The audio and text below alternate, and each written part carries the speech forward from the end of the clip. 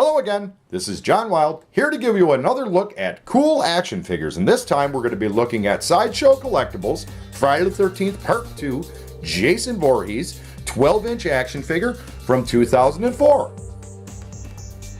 Okay, so here we go. Let's get a good look at the front of the box. Pretty awesome. And here's a look at the side of the box. Has a nice look at the figure that's inside.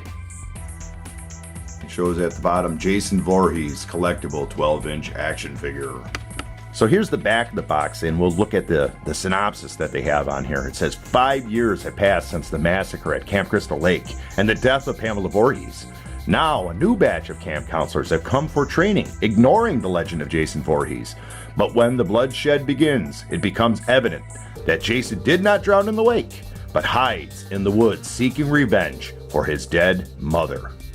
Pretty scary. On the lower left-hand corner of the box has a picture of Jason without the sack on his head. And it says Jason's budget sackcloth removes from his head to reveal the film-accurate version of the character makeup. And it does pretty much, so we'll take a look at that a little bit later. So on the bottom left-hand side of the box, we have a picture of the Pamela Voorhees 12-inch figure that Sideshow also produced. Some pictures from the movie. A little thing that says, collect both horror icons that have left you afraid to be alone. And also in the bottom, which I always did appreciate with these Sideshow Collectible kind of higher-end figures, it says, Jason and Pamela Voorhees portraits were sculpted by Brian Dooley, and figures and accessories designed by the Sideshow Collectables figures team. So giving props to the man that sculpted the figure is really cool, and I definitely appreciate that Sideshow put that on the box and let everybody know who was responsible for this. The box opens like a book, and it gives you the promotional poster for the Friday the 13th Part 2 movie. Has a list of the cast on this side. On this side of the box, it's got our Jason Friday the 13th Part 2 figure on the one side. It shows off the accessories that come with it, and it also came with a figure stand and displays very well like this, but we're going to take a closer look and bring this guy out of the box.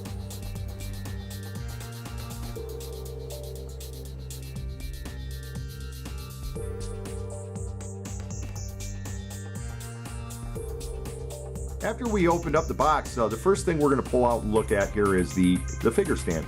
And the figure stand is really impressive. Sideshow Collectables, with this Friday the 13th Jason series of figures, definitely went out of their way to have a display base that was unique to each of the Jasons that they produced.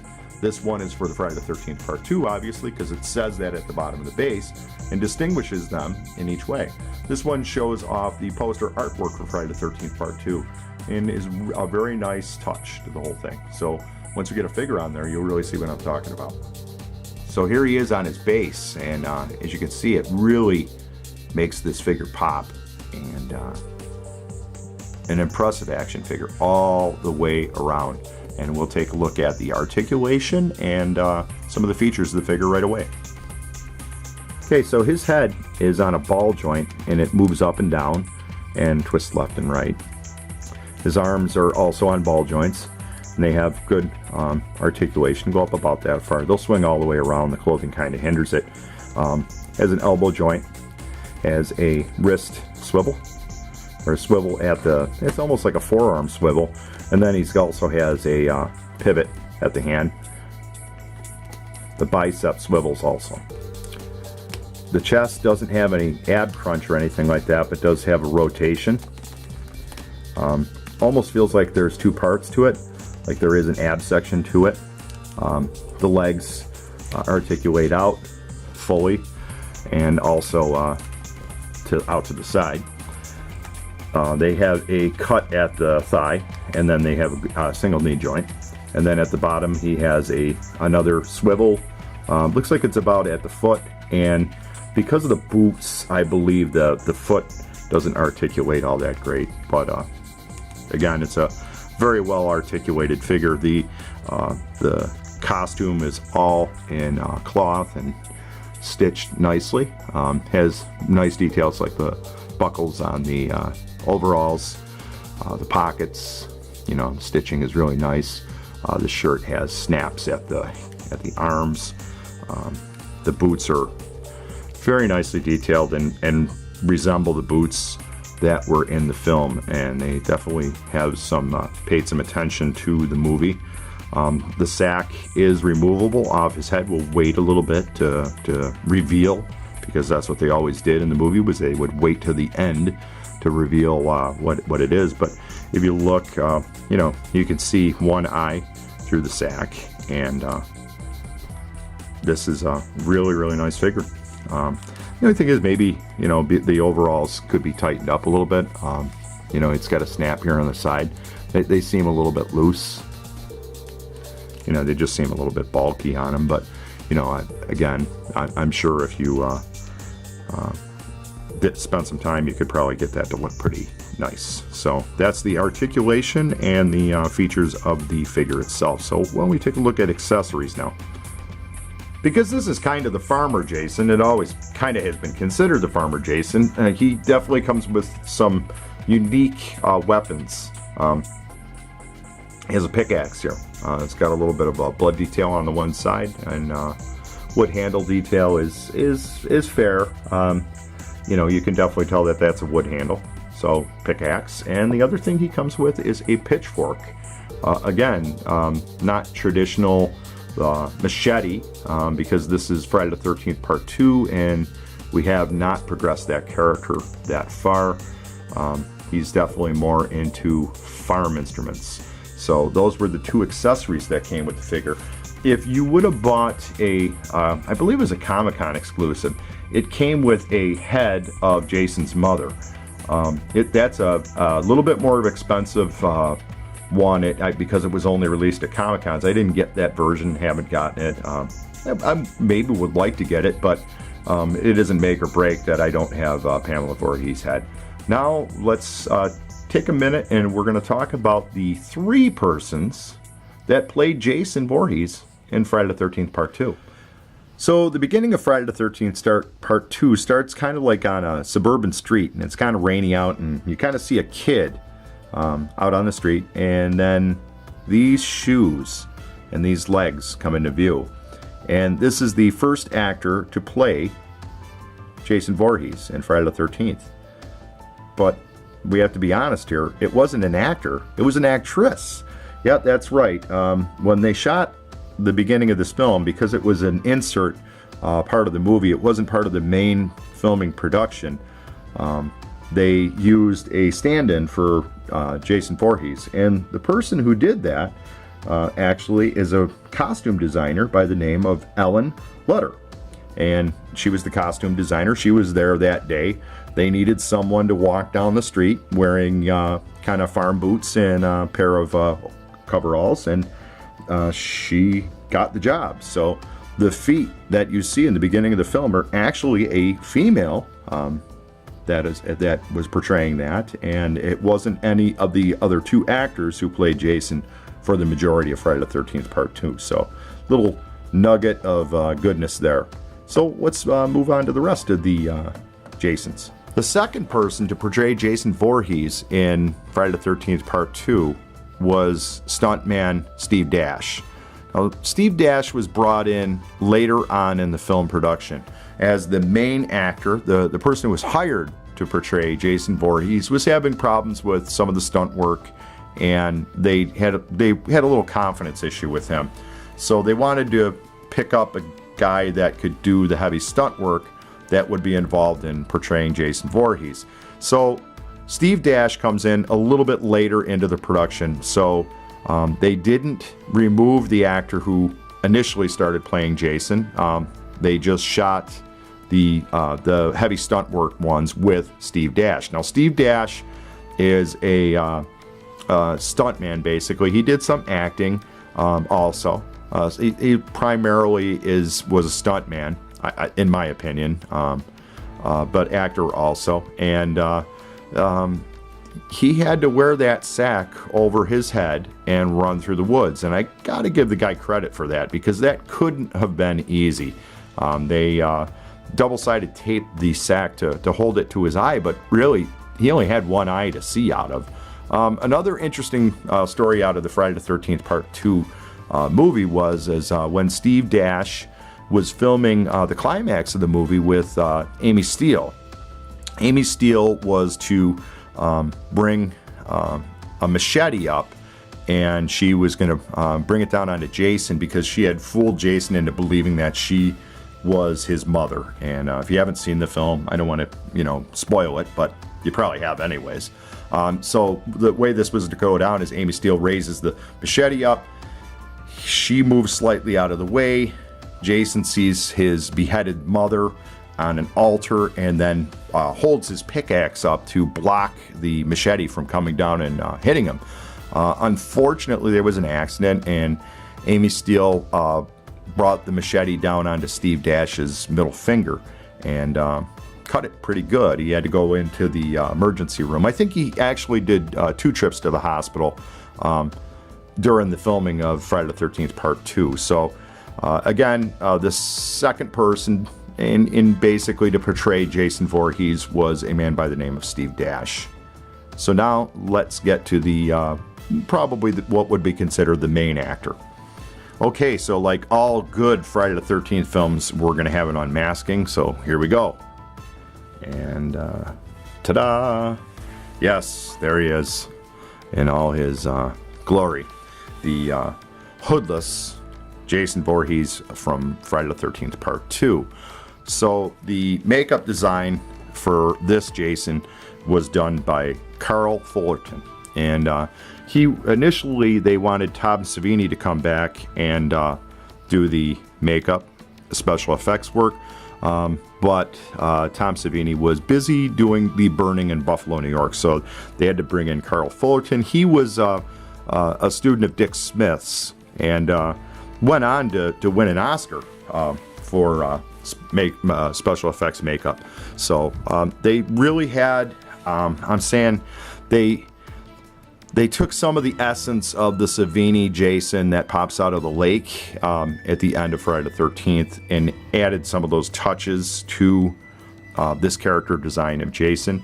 But they definitely also, I think, borrowed slightly from Elephant Man and a little bit of The Hills Have Eyes. He's definitely more mountain manish. And unfortunately, this figure doesn't. The hair was quite a bit longer in the movie, and even though the sculpt is very, very good to the what Jason looked like in Friday the 13th Part 2, it just it would have been better if his hair was a little bit longer. The beard stubble's really cool. Obviously, those goof teeth are incredible, and the lowered eye and deformation of the forehead is pretty cool.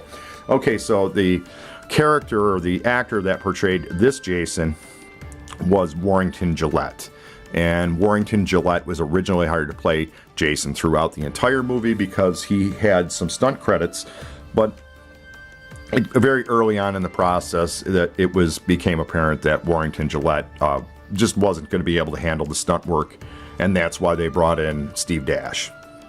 But Carl Fullerton had already worked with Warrington Gillette on the makeup design, so he had cast his face and had it all set up so Warrington Gillette was the man that wore the makeup that came smashing through the window at the end of the film. And anytime you see Jason without the mask, which is just at the end of the film, that's Warrington Gillette. So again, 3 people played Jason in Friday the 13th Part 2. Now, give you a little more discussion on Friday the 13th Part 2. All right, so I'd be hard-pressed not to talk about the costume design and the sack at Jason. The character design is definitely like, these would be clothing items that would be accessible to somebody that was living in the woods for 20 years. I guess he stole this clothing, so he didn't have a lot of choice in it. And it's unique because he does not wear anything similar to this for the rest of the Friday the 13th films. He never has he never has overalls or a checkered shirt on or a sack over his head. And the sack is a big thing too. Is like, how did they choose sack? Why did they use sack over his head? I'd imagine, and I've read a few books on Friday the 13th, and you know, it appears it was just the costuming just said, hey, we need to do something to cover the stuntman or actor's face because we don't want to have to continually be putting makeup onto this guy. So we need to find something to cover his face so that if he's in shot, that we'll have, you know, he doesn't have to wear the makeup. Plus, there's always a big reveal at the end of the Friday the 13th where they reveal the creature design of the Jason face. So this was definitely a cheap and easy way to get it done. I wonder, though, and then I have no sources to this or no, you know, I'm kind of shooting from the hip here, but Charles B. Pierce made a film in the late 70s called The Town That Dreaded Sundown, and the main villain, kind of scary guy in that, wore a sack on his head, although he had 2 eye holes in it, and he was kind of a serial killer that was actually based on a real story of a serial killer during the 1940s in Texarkana. So, you know, it's you know, no evidence that they borrowed or copy, or, you know, nobody's ever said, geez, I watched that film and I was inspired to put the sack on Jason's head for that reason. But this Jason definitely doesn't get the love that the rest of the Jason character designs, costume designs get, you know, because he's kind of the farmer Jason. He kind of gets left behind. But, you know, Friday the 13th Part 2 is really it's not a remake of Part 1, but a lot of the people that made Part 1 came back. You know, the director of the film was I think he was a production assistant on the first film, and went on to direct Part 3. So really there's a progression there from Part 1 to Part 2 to Part 3 that are all contained within the framework of the first film, so they all correlate to each other. It wasn't until Part 4 that they start to get more Hollywood. So because this was the last film that was shot on the East Coast of the United States too. But I really enjoy Sack Guy Jason. I think he's scary. You know, that whole farmer kind of deliverance type of scariness, that's freaky stuff. So I enjoy this figure. I think it's a great figure. I think that Sideshow and these 12-inch scale figures really knocked them out of the park.